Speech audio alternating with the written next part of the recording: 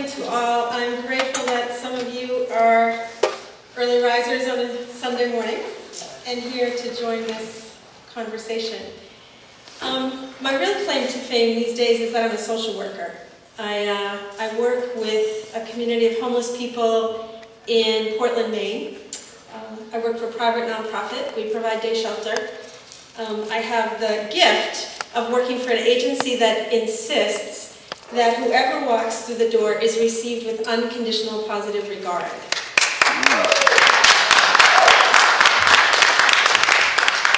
So it is an amazing experience of joy to be with a community of survivors who are just sort of a rich community of people to connect with. So let me start by telling a personal story around Preble Street and an experience I had there.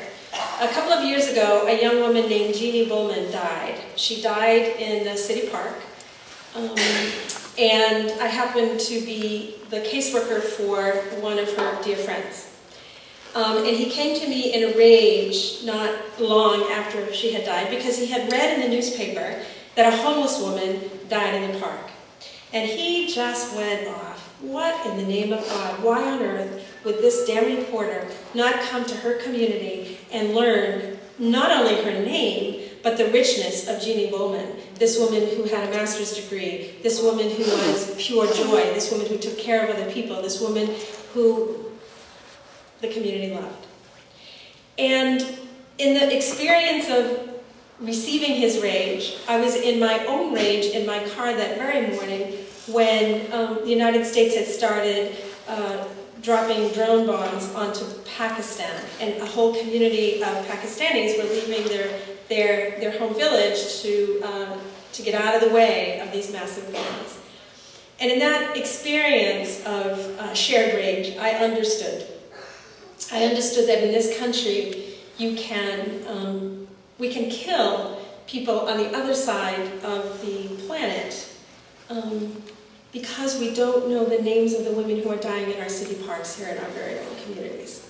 So both of those are unacceptable. So I urge you, the next time you read that a homeless person died in your community, I urge you to learn that person's name. And as an act of resistance to the wars around the other side of the world. Okay? Does that make sense to anyone out there? Thank you. All right. I've been invited to speak today to stimulate some conversation about economic conversion. That is, planning, designing, and implementing a transformation from a war economy to a peace economy. Historically, this is an effort that would include a changeover from military to civilian work in industrial facilities and laboratories and at U.S. military bases. To that end, I intend to bring to you all what I've learned from meeting some of Seymour Melman. He's quite definitely the most prolific writer on this topic. I really believe as a peace activist, the extent to which we need to have a clear understanding that we're standing on the shoulders of those who came before us, no?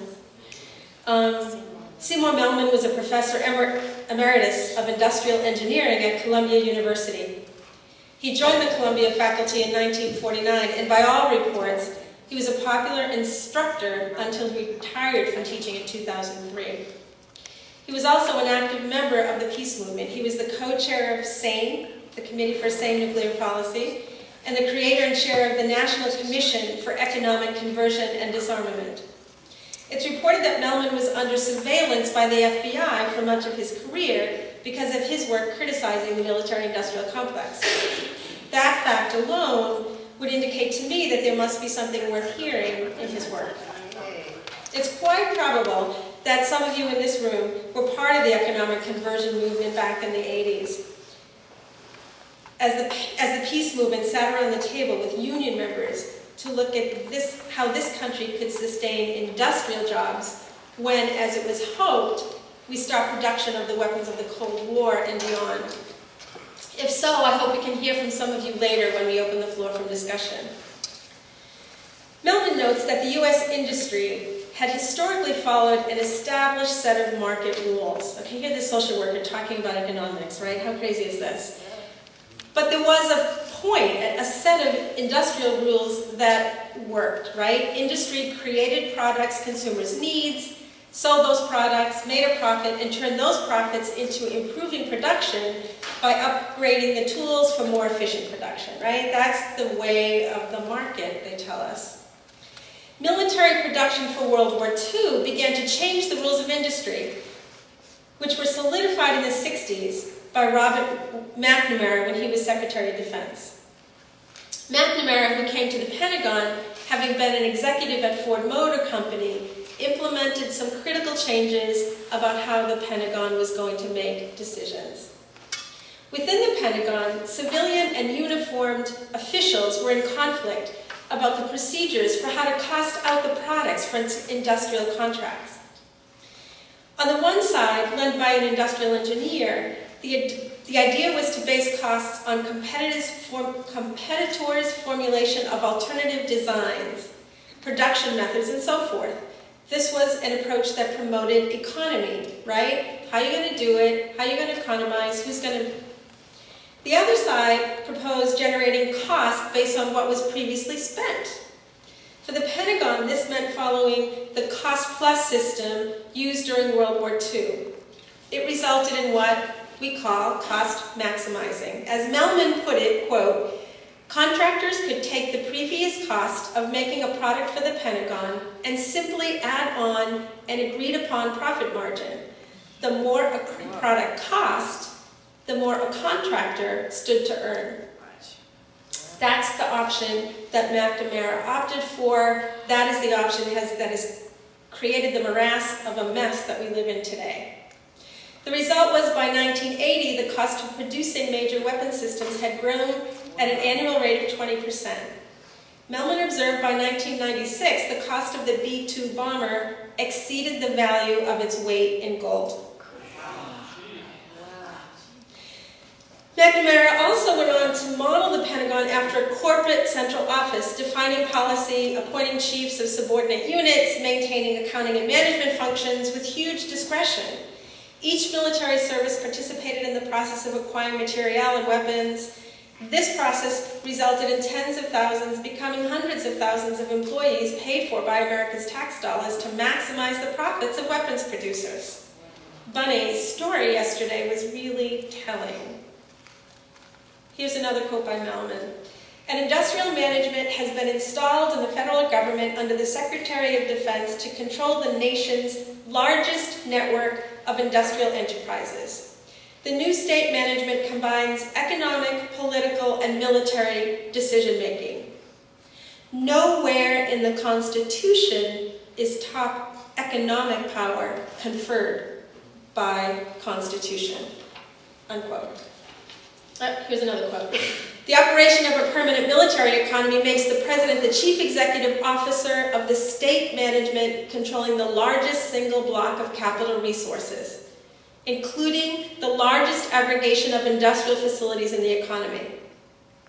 Thereby, a core feature of a Leninist state design was installed in the federal government. Again, top economic, political, and military power in the same hands, often unconstrained by law. So what's the consequences? Among the many critical consequences of this state-controlled industry described by Mellman, I'm going to mention a few. Number one, firms were no longer efficiency-oriented. Rather, industry produced increasingly complicated goods. Two, production had nothing to do with meeting the needs of ordinary consumers. As Mellman pointed out, the nuclear-powered submarine was a technological masterpiece, but consumers can't eat it, we can't wear it, can't ride in it, can't live in it, and can't make anything with it. So it's really useless to our society. Three, labor lost control of any decision-making it had over production. With the influx of capital came an influx of white-collar middle managers and what he calls an alienation, or a disempowering of workers. Huge consequence in our society when the industrial base is, the workers in an industrial base are disempowered for making decisions in their daily lives. So number four, where the U.S. was once a top producer and exporter of tools needed for production of consumer goods, the complexity of military production focused industry on specialized machinery and tools that have no utility in meeting consumer needs. 5, the Pentagon consumed the talents of our scientists and engineers whose skills were needed in other sectors of our society, and clearly they still are. In one of Mellman's last articles at the dawn of the 21st century, his frustration is palpable. He noted that New York City put out a request for proposal to spend about $3 to $4 billion to replace a number of subway cars. Not a single U.S. company bid on the proposal, in part because the U.S. didn't have the tools it needed to build these subway trains. In his article entitled "In the Grip of a Permanent War Economy," Mellman calculated that if this manufacturing work were done in the U.S., it would have generated, directly and indirectly, about 32,000 jobs. Wow. Now listen to Mellman's vision. The production facilities and labor force that could deliver 6 new subway cars each week could produce 300 cars per year, and thereby provide new replacement cars for the 6,000 rail car fleet of the New York subway system in a 20-year cycle. Well-trained engineers are required to design the key subway transport equipment. Therefore, we must note that it's almost 25 years since the last book was published in the U.S. on this topic. This is also true for every one of the industries targeted for deindustrialization during the second half of the 20th century. So let's turn to the vision that was percolating within the economic conversion movement in the past decades. Mellman worked with students, with union leaders, with the peace movement, and with Congress to create momentum around the ideas of conversion. Here are some of the key moments along the way. In 1971, George McGovern included the idea of economic conversion when he announced his candidacy for Democratic presidential nomination. His statement included this position, quote, "Needless war and military waste contribute to the economic crisis not only through inflation, but by the dissipation of labor and resources and in non-productive enterprises. For too long, the taxes of our citizens and revenues, desperately needed by our cities and states, have been drawn into Washington and wasted on senseless war and unnecessary military gadgets. A major test of the 1970s is the conversion of our economy from the excesses of war to the works of peace. I urgently call for conversion planning to utilize the talents and resources surplus to our military for modernizing our industrial plants and meeting other peacetime needs." Oh, what a vision back then. Oh, what we would look like today had we heeded his call.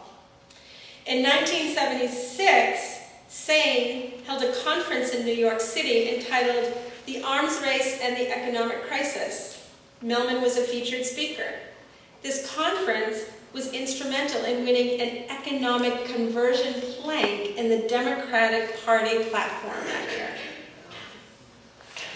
In 1988 and 89, Mellman had several meetings with the Speaker of the House at the time, Representative Jim Wright.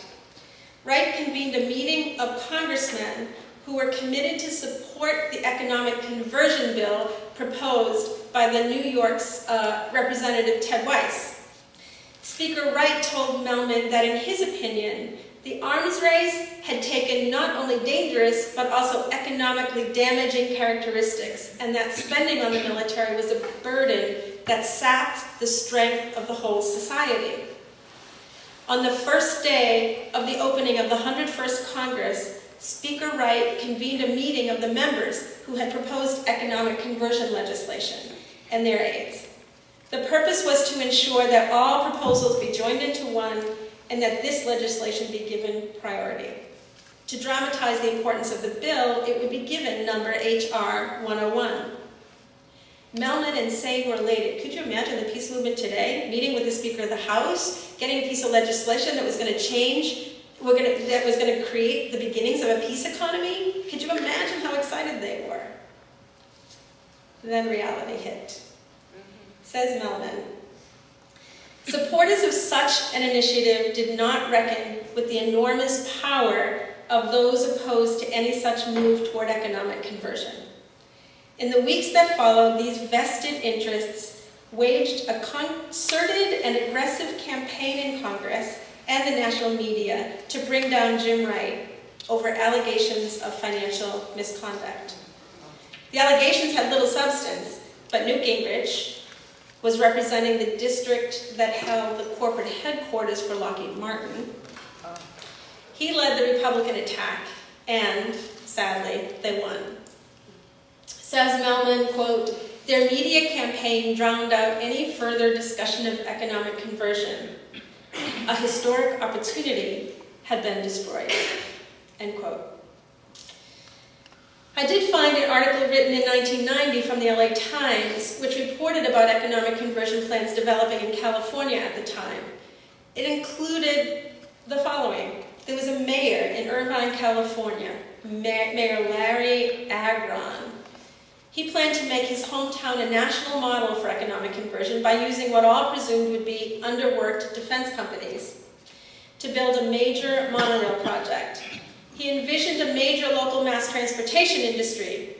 His proposed Irvine Institute for Entrepreneurial Development would also look for ways to push local rocket scientists toward environmental cleanup, healthcare, and other such enterprises.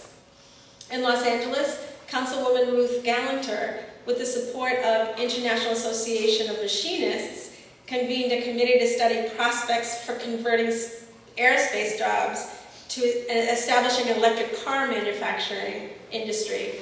They argued that there were linkages in technologies and skills across industries. And then at the state level, a California assemblyman promoted a package of bills that required the government to convene an economic summit on conversion, to appoint a council to study the issues, and then come up with a means of facilitating the transfer of military technology to the civilian sector. That's the last article I could find, although I'm not the best avid researcher out there in the world. There may be other efforts that continued.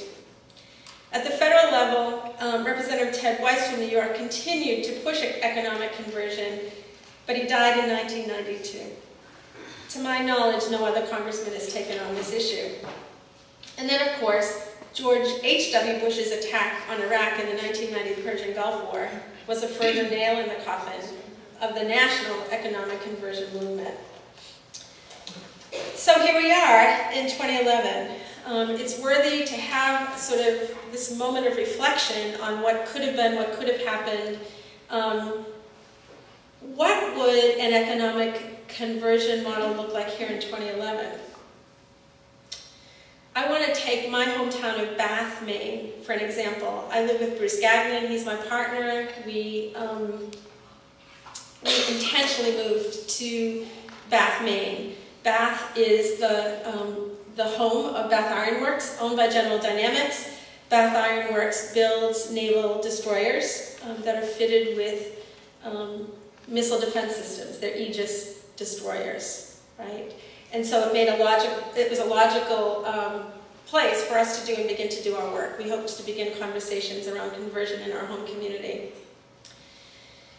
So in 2003, Bruce and I moved to Maine. We joined any vigils that peace groups organized, and Bruce organized some vigils of his own in front of BIW. We would bring signs with us that confronted workers, signs that said things like, offering another vision, build windmills, not destroyers. People screamed at us, they laughed at us, they scoffed at us. Some in the peace movement were a little bit concerned that we were being confrontational. All that happened initially. In 2007, when we moved to Bath, we bought a big old house. We got some roommates, we tore down a wall to create a community room, and began conversations in our living room about the idea of conversion. We interviewed people who had lived in the community for a while, and we interviewed some workers at BIW. In fact, one worker, Peter Woodruff, joined our conversion study group right away. Peter was brokenhearted by the role of the Aegis destroyers in the shock and awe campaign in Iraq. He had been a brave and creative organizer inside BIW. He's bought bumper stickers that go on people's cars. He has petitions that people sign. He is a lone voice inside the belly of the beast. encouraging people to think beyond the next naval destroyer. Articulating a vision for engineering and building offshore wind turbines and designs for using tidal power as an energy source, Peter has been out there with that vision. Meanwhile, wind power is taking off in Maine as a potential energy source, as a professor at UMaine builds composite prototypes. And there's a former governor in the state encouraging private investment in the concept. Although BIW will continue building Aegis destroyers for the Navy through 2018, the fact is, shipbuilding is a dying industry in the United States. Many years ago, BIW did convert. They converted from making commercial ships to naval destroyers. Can it experience another conversion now? Making wind turbines? Doing some research on tidal power? What if BIW converted to making hospital ships? Yesterday we heard Paul Chappell talk about transforming the military to a humanitarian relief organization. Maine has a hometown writer. Her name is Kate Braestrup. She's a powerful woman. She spoke at Maine's VFP annual conference. She tells the story of her son, who's a Marine, who has not been deployed in war, but rather has been deployed in one human disaster relief effort after another. And she said to him, I don't understand. You have weapons of war. How do you use those in an effort to rebuild a community? And he says, well, we just convert them and we modify them to meet the needs that we have. So she said to us, well, then why can't we be building hospital ships at BIW? And then if we needed a destroyer, maybe we could modify that. But can we reorient our priorities about how we should be doing our work? I feel like in the peace movement, we spent a lot of time yesterday and even this morning talking about the doom and gloom of the reality that we live with. I think that what we need to do at this point is to begin in this effort, and this is the intention of today, is to begin creating an alternative vision. A vision that people can be excited about. Something that will capture people's imagination the way all these military toys do. Seymour Melman talked about the fact that all we needed in a conversion movement was 2/3 of the American people to come join us. The truth of the matter is 2/3 of the American people or more are convinced, as we are, that the wars in Iraq and Afghanistan need to end. So the opinion polls are on our side. How do we capture the folks that agree with us and move their energy forward? I think the Bring Our War Dollars Home campaign is a good one. It meets people who agree with us and who are suffering and says, let's talk about what else might be done. But I also think that it's time for all of us to imagine co-opting the skills and talents of our engineers and our scientists to plan and create the renewable energy infrastructure that's critical to surviving the 21st century. For years, the Global Network began sharing this particular document around, it was put together in probably 1992. It's a document created by the United States Space Command, and it's called Vision for 2020.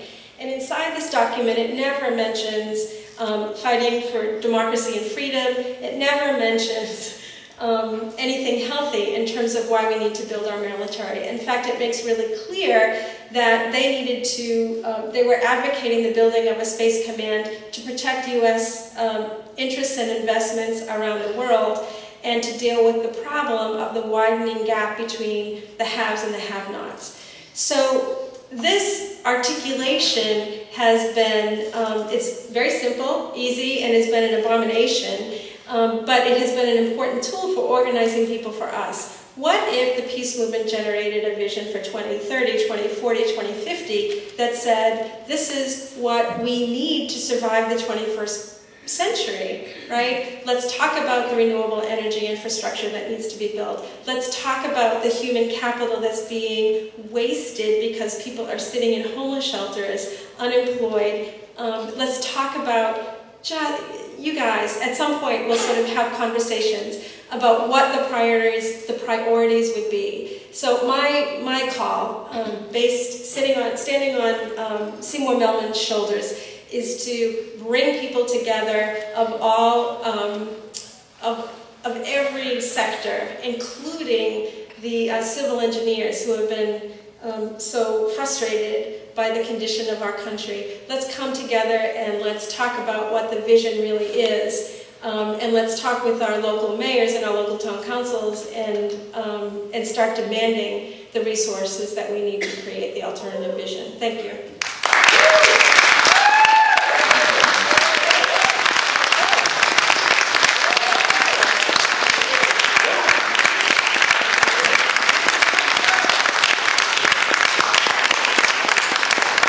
Great. So, in thinking about looking at that vision and starting to come up with ideas and organizing, y'all might have some questions. We can take a stack of questions for Mary Beth. I've got 1, 2,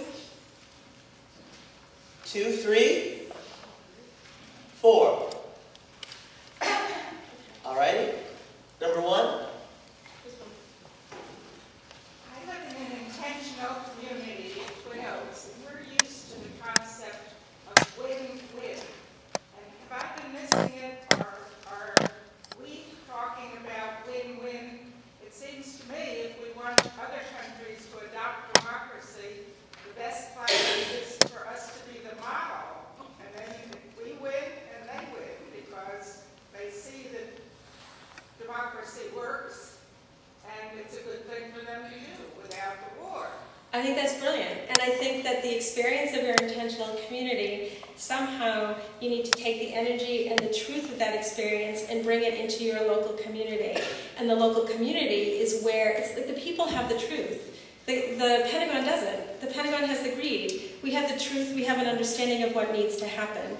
And so we need to tap the energy and experience that you have, spread the message, and create more intentional communities, and begin to create some intentional planning for what the future should look like. Well, I think of that because I've been there a long time, but the newer members are, it's a lot for them to get used to the ongoing. This is about 40 years now, but we had no reputation at all in the beginning. Nobody looked to us for a model except for very few who came to join us. So it's not quite at the point that you hope yet. Well, but the point is, you're living the alternative. That's the model that we need. Write about it. I'm looking for ways, and Ellen, we're dependent on our 501(d)(3) status, which doesn't allow us as a community to be here. It has to be as individuals. So but I'm looking for other people to pick up this win-win. Thank you. Well, and keep in mind that you're contributing in future to our vision for 2030 or 2040. That's a chapter or an article or an essay in terms of a successful intentional community. That's really valuable for folks looking to build those alternatives. Number 2? Yes, the environmental movement, one part of it, which might call it the industrial environmental movement, and there are some people there, including industries that we would otherwise disapprove of, like Caterpillar and Xerox and some others. They deliberately design the pieces of their products so that they can be used in other products, or that they design them in such a way that you can have easy disassembly, easily refurbished and reused, or designed for recycling. Each of these has a term, and there's several different movements, including, for example, environmentally designed manufacturing out of MIT. So there is quite a bit going on, and I think we need to know about that, which would be one helpful point. Well, I think you're really right, and it doesn't help anyone if the peace movement is over here and the environmental movement is over here. The truth of the matter is we need to coalesce at this point because our peace work needs to sort of build that bridge and become about the building of the renewable energy infrastructure. I mean, the environmental movement needs our understanding of what's happened with the military-industrial complex and the ways in which they've captured our dollars. And they need our energy and activism. And the environmental movement, we need the environmental movement to sort of lead us in a direction to help us clarify what that vision looks like. So this isn't a time, and this is the time when we must come together, know each other, join each other, and vision together. Number 3? I'll take that. Number 3. Yes, ma'am. Yeah. I'm wondering that Mr. Melvin was working with the Congress, or trying to work with the Congress to get legislation that would move us towards a peace economy. Is there anyone still working on that, or is that? No. No. I mean, I think that not for the economic conversion. I mean, I think that what has happened over the years is those who speak strongly of real disarmament, those who speak strongly of economic conversion, the powers that be, the vested interests, find a way of silencing those voices. Jim Wright lost his career over it. Pardon me? Or making them sound like nut jobs. Oh, this crazy Right. person. Yeah. Right. Right. Yeah. Actually, one of the things that happened this year is that for the first time in many years, defense contractors started to not make as big a profit. This year, between January and June, they spent $70 million on lobbyists in D.C., more than their entire lobby budget for last year, because they're trying to make sure that sacred cow of their profit is not lost. So between 1988 and Jim Wright and now, we've got lobbyists highly paid to make sure that doesn't happen again. And we have communities of disempowered workers. You know, it's been that many more years where people have lost control of their work life. So there's a lot of education that has to be done. But it feels to me that we're at a time in history where people really want to take action. People are tired of the oppression, if you will. And so it behooves us to connect to unions and connect to labor, connect to people that are spending their daily lives, and sort of find a way of liberating all of us. The way to do that, it feels to me, is to begin to talk about the vision. We all know we've been bombarded with sort of the reality of how difficult life is. What is the vision for how beautiful life can be? And the truth is, a lot of people in this room are living that vision. So bringing that energy forth is what's needed in this time. Number 4. Bringing this down a little bit more to the base level.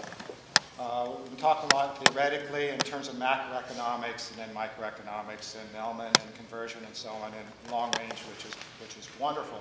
But particularly with your work at the ironworks and with employees or line level employees, how do you respond to them when they say, yeah, you can do this conversion, but I'm going to be out of a job, and I can't afford being out of a job for a month or 2 months or any length of period before this happens. So for them, it's really basic. I need to put food on the table.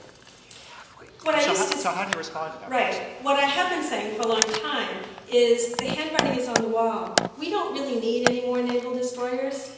And so every year, our Senate delegation squeezes another ship or two out of the military budget at a time when people, at least before, a few years ago, Susan Collins held the Navy budget hostage to get another naval destroyer. The truth of the matter is, we're not going to be building naval destroyers in the year 2040, right? So we need to start now planning for what these guys' kids and grandkids are going to be doing in that location.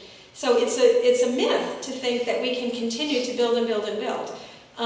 Having said that, the news of the week was that Saudi Arabia is looking to perhaps decide to contract with General Dynamics and BIW to build some Aegis destroyers for their hometown, for their home country. So that opens up another whole dialogue, and hopefully it provides space for us to begin a conversation with those who feel very patriotic in building these destroyers and that being a strong motivation for them. Perhaps we can begin having a conversation about the dangers of building these ships in other parts of the world, for other parts of the world. Thanks so much. Okay. All right. Another question? Actually, for us to stay on time, we need to continue on. Sorry, but I do know that Mary Beth and other folks will be around. You can catch them at lunch and at breaks and have a chat. Thank you, Mary Beth.